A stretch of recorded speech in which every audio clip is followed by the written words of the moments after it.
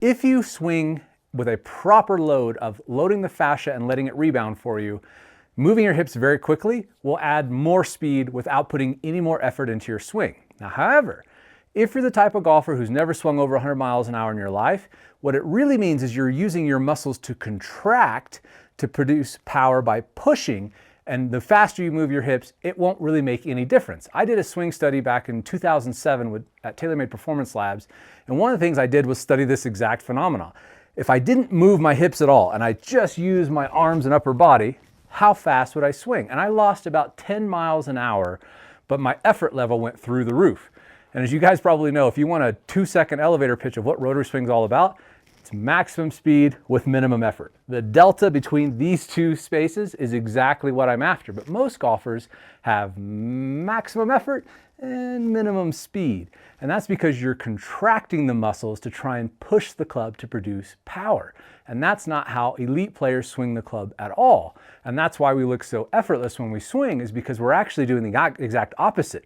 We are stretching the muscles and the connective tissue and letting it rebound for us. And that's free speed. It's effortless. And you're probably wondering, you saw this last podcast I did where I took a 69-year-old golfer who had never swung over 100 miles an hour in his life. And he was averaging 85 miles an hour and working really hard to do it.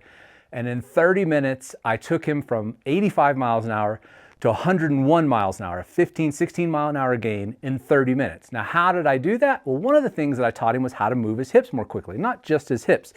The whole body's involved, and you should think of the golf swing as a holistic thing, not just my hips do this and my arms do this and my shoulders do that. It's all connected through the connective tissue, the fascia of the body. And so one of the things I did with Steve was starting to get him to understand how to pivot very, very quickly.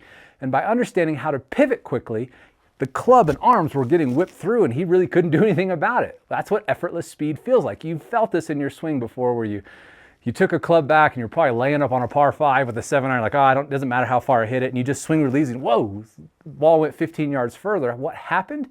You probably loaded your fascia and let it rebound for you, instead of trying to load these muscles up to be able to contract them. You don't want to do that in your swing unless you want to work really hard and hit it really short. If you want to learn how to work really easy and hit the ball really far, then go to RotarySwing.com/speed. I'm doing a webinar where I'm going to literally walk you through step by step every single thing that I talked Steve through to get him that 16 mile an hour gain. And this hour-long webinar, I'm going to show you literally everything I did. So if you're tired of having to go up a set of tees every year and you want to go back a set of tees and get your swing speed back up over 100 miles an hour, or maybe over 100 miles an hour for the first time like Steve, go to RotarySwing.com/speed and check out this webinar.